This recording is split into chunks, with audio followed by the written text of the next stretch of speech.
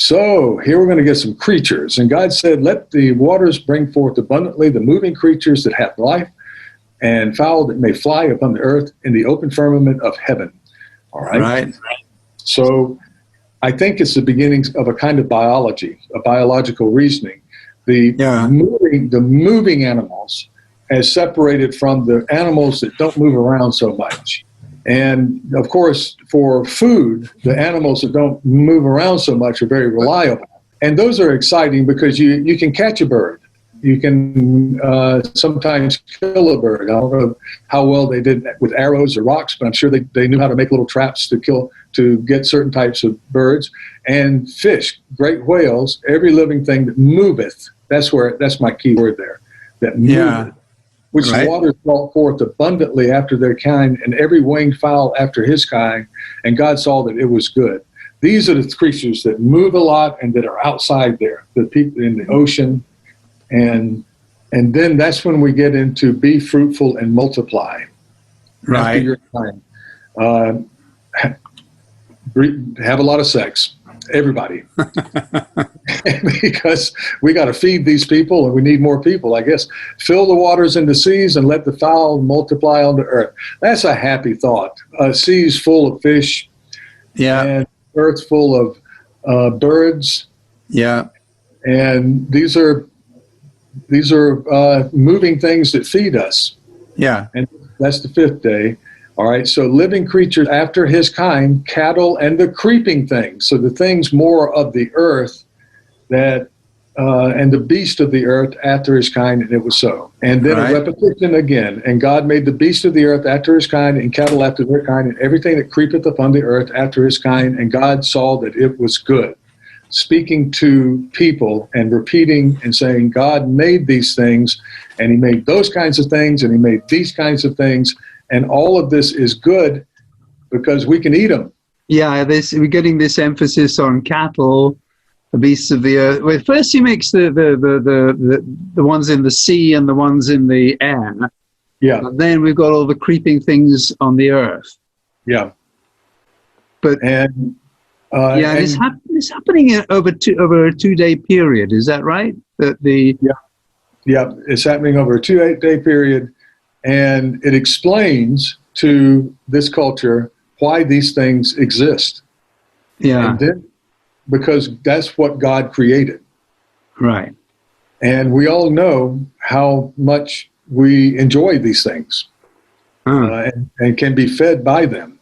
Right. And it doesn't go into lions and tigers and animals that have us to rights if they catch us alone or even in groups. Yeah.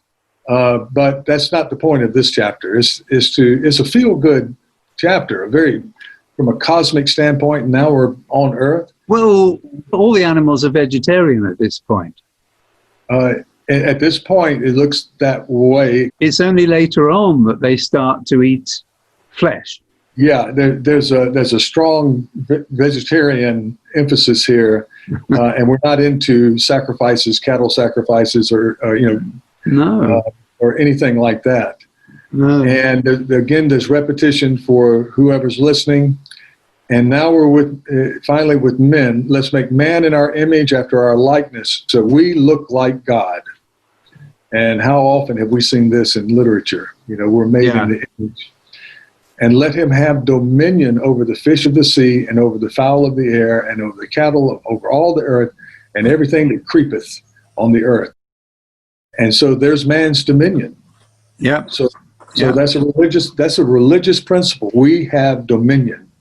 Right. And of course, we are the rulers of this planet. Yes, and we have these things because they were given to us freely. I think these are freely given. Right. So, whereas I get tangerines, I get them from the store, and I pay, I think, too much for them, but but they're freely given. If you have a fruit tree, it will give you fruit, and it's free. Yep. And the cattle make more cattle. Yep. Without you intervening or anything. If you manage these cattle correctly, that's free too. They just come freely. Right. And boy, that was no pun intended. But and we are in the image of God. We are higher up but we are greatly beholding to God. I think that has to come out. God is giving us all this stuff. He's given us dominion over all the fish and the fowl and the cattle and all the creeping things, and we are the boss. We're the lords of our planet. Yeah, but we are also indebted. We begin this indebted to a God of grace that does this apparently out of the kindness of his heart. And so God created man in his own image. It says again, in the image God created he him, male and female created he them. It's almost that's almost a drum beat there in the James version. Right. Male and female created he them. And we've got, all the way through, we've got this kind of pattern of God saying, let this, and then it happens. So we've got this repetition, God saying, let it happen, and then we're being told that it does happen. That's right. Let the earth bring forth the living creatures, and God made the beasts and earth after his kind. Let us make man in our image. So God created man in his own image. So let it happen, and then it happens. Yeah. And this is all really good. And the men and women get to be fruitful and multiply, replenishing the earth. Right. Subdue it, keep control over it, and have dominion over the fish of the sea, over the fowl of the air, repeated, over every living thing that moveth upon the earth. This is a very, very happy thing. If I had no images of God from whatever religious training that I had as a kid, if I were just coming to this as one of my students, this would be kind of next to Santa Claus. A jolly, happy, gracious God who made us this kingdom that we can have dominion over, and tells us, hey, go make some more people. That's fun too. Here's all your food.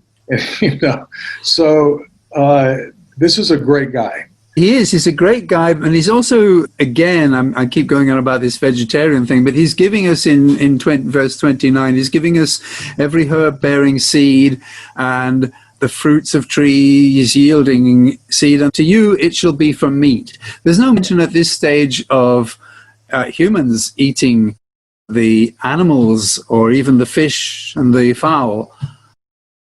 Their meat is to be the vegetable growth, the seeds and the fruit and so on. Yeah. I think the point here has to be, and we have to think more like early agrarian society, is that fruit and vegetables grow in abundance, whereas meat is far more precious. To eat meat, you have to kill the cow, and that would be the cow that's half part of making another cow. Yep. So you have to be extremely careful there, but not so much with fruits and herbs. But now he's stipulating that the beasts of the earth will also to every beast of the earth and to every fowl of the air and to everything that creepeth upon the earth, wherein there is life, I have given every green herb for meat. And it was so. Right. So again, it's like animals at this stage are not eating each other. Humans at this stage are not eating animals. Right. We're all vegetarians in this prelapsarian world. I think that can easily be argued. It can easily be argued, except you wonder why there is cattle. What the cattle are? Well, they could be there for milk. Could be there for milk. I just thought of that. Yeah. I mean, and also there for help in the cultivation of fields. I mean, you use oxen to plow your fields, and so this is a fairly green chapter here. Yes, I mean, we don't seem to be meat eating either ourselves nor the animal creation. And there's no blood. No blood in here, no. This is a bloodless creation. And God saw that everything he had made, and behold, it was very good. And the evening and the morning were the sixth day. Now, what I want to do is do a little bit of a search here on this. If we just put in,